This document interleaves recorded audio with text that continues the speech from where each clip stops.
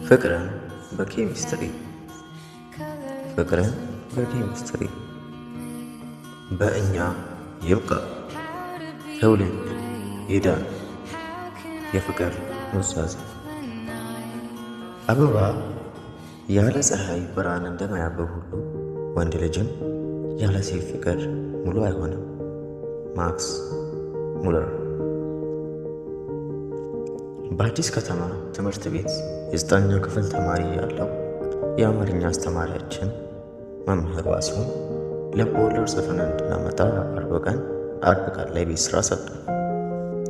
የቤት ስራው የሚታረም ስለነበር ቅዳሜና እሁድ ሙሉ ጊዜን ሰጥቼ ልቦለዱን በደንብ ጻፈ። የጻፍኩት ልቦለድ ርዕስ ቀይ ባንዲራ የሚል ሆኖ አንዲት ሴት ወይዘሮ ከውሽማቸው ጋር ፍቅር ለመስራት ሲፈልጉ በራቸው ላይ ለምልክት በሚያውለበልቡት ቀይ ጨርቅ ዙሪያ ላይ ያተኮረ ነበር። ምንም እንኳን ከዚህ በፊት አንዳንድ ግጥሞች ጽፌ በኢትዮጵያ ሬዲዮ የተነበቡልኝ እና ከቤት ያልወጡ አንዳንድ አጫጭር ልቦለዶች የነበሩኝ ቢሆንም ቀይ ባንዲራ ግን በኩራት የመጀመሪያ የምላት ልቦለድ ነበረች። ቅዳሜ ሙሉ ቀንና ግማሽ ወደን እየሰረሱና እየዳለሱ ቀይ ባንዲራም ጽፌ ጨረሱ።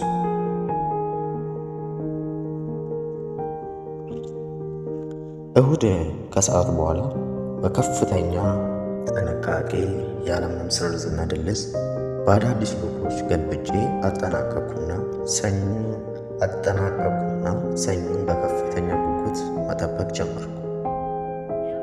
የአማርኛ አስተማሪያችን የክፍል ኃላፊያችንን ጭምር ስለነበሩ ሰኞ ጠዋት ገብተው ስም ከጠሩ በኋላ የቤት ስራውን ሰብስበው ይዘው ሄዱ። ቀጣዩ የአማርኛ ክፍል ጊዜያችን ረቡዕ ነበር። መምህሯ ሲሆን የኔን ቀይ ባንዲራ ከሁሉም አስበልጠው እንደሚወዷትና በተማሪዎች ፊት አስወጥተው እንዳነብላቸው እንደሚጋብዙኝ በመጨረሻም ከ20 እንደሚሰጡኝ በቡኔና በህልሜ እየቃዠሁ እስከ ረቡዕ ጠበቅኩ። ረቡዕ ጠዋት ግዙፉና ባለግርማ ሞገሱ መምህሯ ሲሆን የሁላችንንም የቤት ስራ ይዘው ከተፋሉ። እንዳሰብኩት በቅድሚያ የኔን ወረቀት አንስተው ብርሃኔ ንጉሴ አሉ። በጣም ከመጓጓቴ የተነሳ ድምፃቸው ቁጣ ያዘለ እንደነበር እንኳን ላስተዋልኩ። መምህሯ ሲሆን በተቆጣ ድምፅ ብርሃኔ ንጉሴ ሲሉ ሁሉም ተማሪ ወደ እኔ ሲዞር በተማሪ ፊት የነበረው የድንጋጤና የሐዘኔታ አስተያየት ልብ አላልኩት።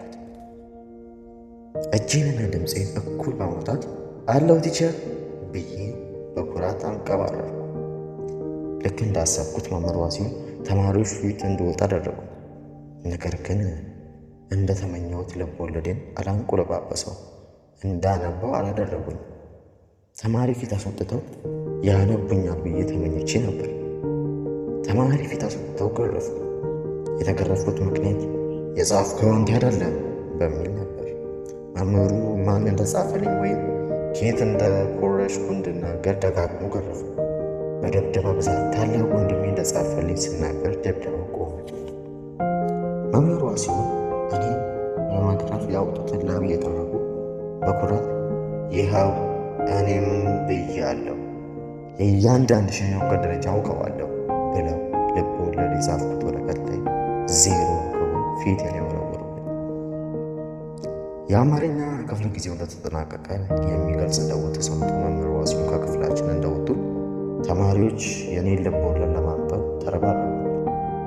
ከአሌክስ በስተቀር ያነበቡት ሁሉ እንደ ጻፍኩት አላመኑ።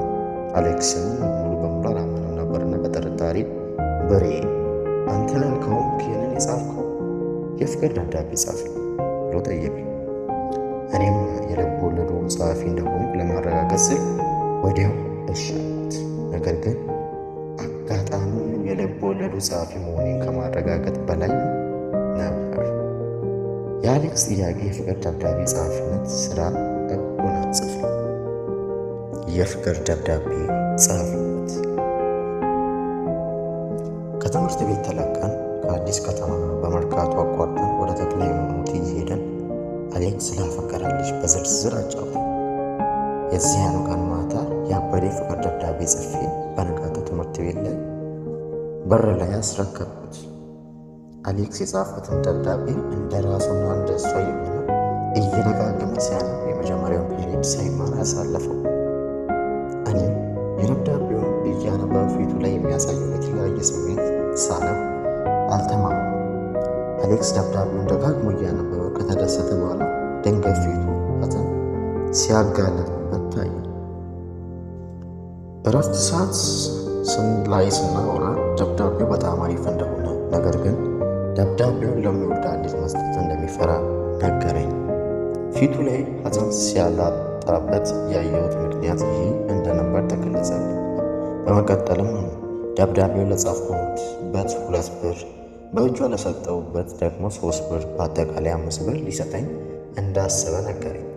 በወቅቱ የእኔ ሱስ በ1 ብር ከ50 ሳንቲም ፒያሳ ሲኒማ በኢትዮጵያ 1 ብር ሲኒማ ከተማ መርካቶ ማል ወይም በ50 ሳንቲም መርካቶ ድል በትግል አዳራሽ አካባቢ በሚገኙ ቪዲዮ ቤቶች ፊልም ማሳደድ ነበር።